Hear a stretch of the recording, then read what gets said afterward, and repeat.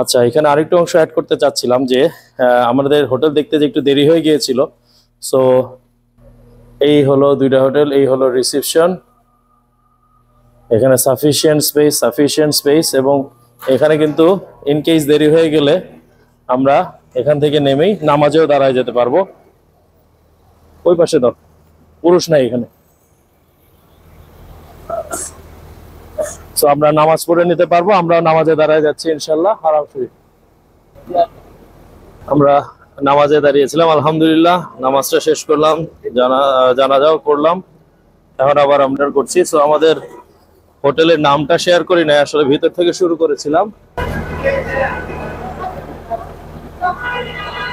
আনোয়ার আল দিয়াফা hotel, একদম main রোডের উপরে। আমরা তো উপরে রুম থেকে হারাম ভিউ দেখেছি। তো এখানে কিন্তু একটা সুন্দর জিনিস হলো, আমাদের যত হাইয়ে যাব গেলে ভিউটা সুন্দর হবে। সো এই হচ্ছিল এখানটা।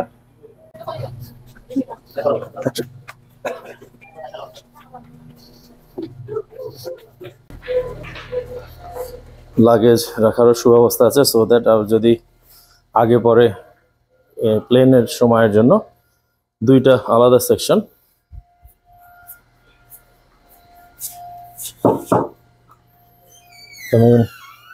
আমাদের ম্যানেজার খুব কোঅপারেট করেছেন, মিস্টার। আসসালামু আলাইকুম। আমরা ইনশাল্লাহ আসবো এখানে। আসসালামু আলাইকুম।